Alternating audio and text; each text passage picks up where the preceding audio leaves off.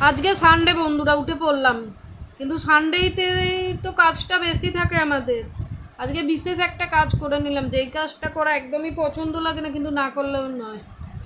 আর এখানে ইলিশ মাছ এনেছিলাম, মাছটা বের করে নিলাম। এই দেখো, আগে একটু চা খেয়ে নিতে হবে, এক কাপ চা না খেয়ে শরীর চলছে না। এদিকে বাসনপত্র পরে মানে সমস্ত কাজ আমার জন্য অপেক্ষা করছে। গরম গরম দুধ চা তৈরি করে নিলাম 1 ফ্লাস্ক।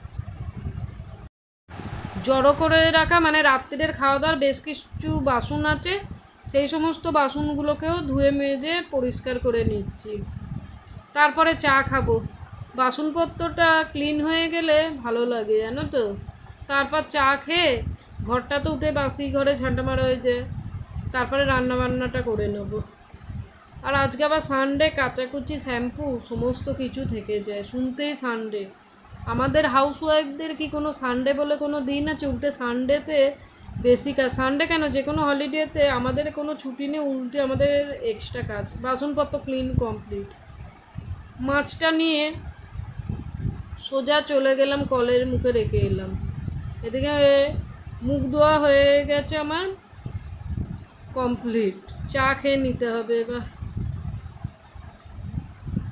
এখানে মুখ ধুয়ে একদম সাদামাটা বাঙালি আমরা, গামছা দিয়ে চোখ মুখ মুছে নিলাম। অনেক জামা কাপড় জড়ো করা আছে, ওয়েদার পরিষ্কার দেখলাম। একদম বাথরুমে চলে গেলাম, হাতে করে কাচাকুচি করে নেব। কারণ মেশিন আছে, কিন্তু মেশিন থাকতেও সবসময় কাচাকুচি করি না। কিছু কিছু সময় নিজেদেরও এই সমস্ত কাজ করা উচিত। এই সমস্ত অ্যাক্টিভিটির মাধ্যমে কিন্তু আমাদের ব্যায়ামটাও হয়ে যায়। কিন্তু আজকাল কি আমরা এ সমস্ত কাজকর্ম করা পছন্দ করি? জিমে গিয়ে টাকা খরচা করে নিজেদের বডি ওয়েট কন্ট্রোল করি, কিন্তু বাড়িতে যে সমস্ত কাজকর্ম থাকে সেই সমস্ত অ্যাক্টিভিটির মাধ্যমে কিন্তু আমাদের শরীরে অনেকটাই মানে লাভ হয় কাজকর্মের মাধ্যমে। চলো, অনেক কথা বলে ফেললাম। এদিকে ইলিশ মাছটা ধুয়ে ভালো করে নুন হলুদ মাখিয়ে নিচ্ছি। ইলিশ মাছ হলে আর কি চাই বলো?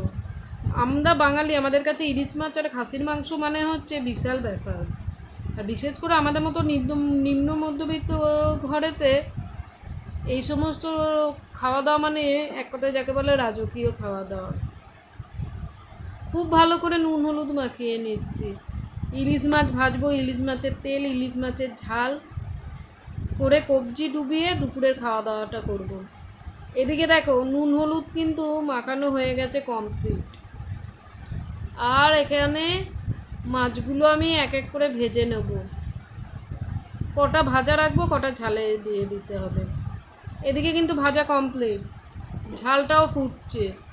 ওদিকে আমি মাছগুলো এক এক করে ঝালে দিয়ে দিচ্ছি। আর কিছু মাছ তো আগেই বললাম ভাজা রাখবো, মাছের তেলও ওখানে আছে। এদিকে দেখো, ভাতটা রেডি করে দিয়ে রেখেছি। একটুখানি উচ্ছে আলু ভাতে দিতে হবে, কারণ আজকে সবার ছুটি তো। দেওরও বাড়িতে আছে, বলে একটু অল্প করে আলু ভাতে দিলে হয়ে যাবে। আমরা মেয়েরা যখন বাড়িতে থাকি আমরা কিন্তু এক তরকারি দিয়ে কবজি ডুবিয়ে খেয়ে নিই, কিন্তু বাড়িতে যখন কোনো পুরুষ মানুষ থাকে তখন তাদের পক্ষে সেই এক তরকারি দিয়ে খাওয়াটা একটুখানি অসুবিধা হয়ে যায়। এদিকে কিন্তু আমার মাছের ঝালটা খুব সুন্দর ফুটছে।